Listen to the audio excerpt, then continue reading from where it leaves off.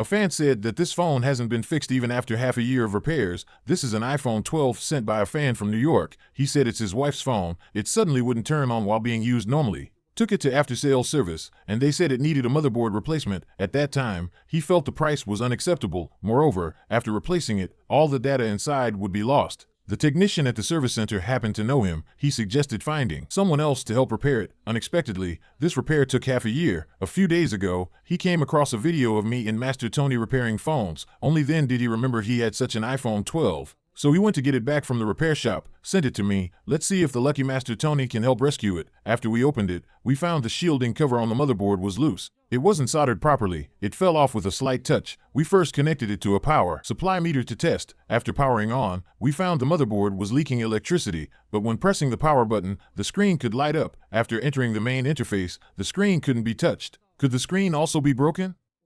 We replaced it with a known good screen and powered it on to test. Some people quietly watch the video, but they secretly like, comment, share, repost, and follow. Such people are so lovely, still couldn't touch. It seems the problem is still with the motherboard. We took out the motherboard to have a look, carefully observed, found that this position had solder bridging. The shielding cover stickers on the motherboard had been peeled off. There was a lot of solder flux in the middle, obviously. It had been separated into layers before. Under the microscope, we looked at this position. It's this spot. It seems when soldering the shielding cover, this position got solder bridged. We opened the schematic diagram to check. This position happens to be responsible for touch power supply. No wonder the touch wasn't working. We first dealt with the solder bridging. Okay. Reassembled and tested again. After booting up, the touch function was normal, but entering settings to check, the phone's Wi-Fi couldn't be used. The baseband firmware was also missing. Now we could only extract data. The phone couldn't make calls, let alone access the internet. The iPhone 12 has a dual-layer motherboard. Wi-Fi and signal are handled on the lower layer. We first used a heating platform to separate the motherboard layers for inspection. After separating, we found the baseband chip had already been repaired. Repairing a second-hand phone really depends entirely on luck. First, we fixed the phone's leakage issue. After powering the upper motherboard, we used thermal imaging, found that this position was turning red and heating up. We switched modes to see clearly. The component heating up was the charging IC.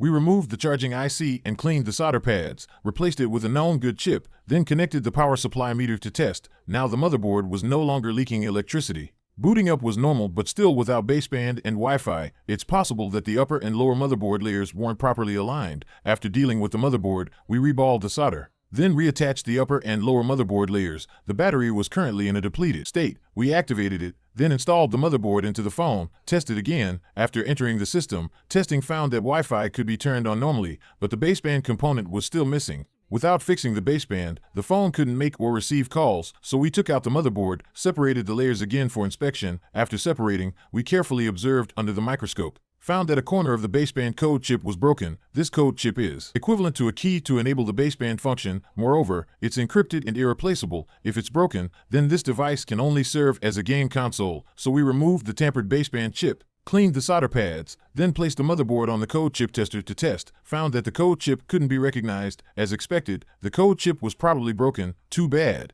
This phone can only be used as a game console. Fortunately, the data was recovered. We continued to reset the baseband CPU, installed it back, then reattached the upper and lower motherboard layers, assembled and tested again to see if Wi-Fi could be turned on. When we booted up, the screen suddenly popped up with no SIM card installed. This situation means the baseband is working. We went into settings to check. Wi-Fi could be turned on normally. The baseband modem firmware also appeared. This darn luck has nothing to do with skill. We tested the camera and other functions, which were also normal, inserted a SIM card, made a call, found that there was no sound from the earpiece during testing. After turning on speakerphone, the main speaker could produce sound. We shut down again, removed the screen to check. The earpiece and top speaker are integrated on the screen. We disassembled and found that the earpiece had been replaced before. We removed it, replaced it with a known good earpiece. Earpiece damage is a common problem with the iPhone 12. Due to so many failures, the price of iPhone 12 earpieces has skyrocketed. After assembling, we tested again, made a call. The earpiece sound was normal. We continued to remove the motherboard, resoldered the missing shielding covers, installed new shielding cover stickers, did some finishing touches, then reinstalled the motherboard into the casing, applied new waterproof adhesive, finally cleaned the internal fingerprints. Okay, repair completed. Repairing phones, especially second-hand ones, luck is really very important in this aspect. We have to admire our Master Tony.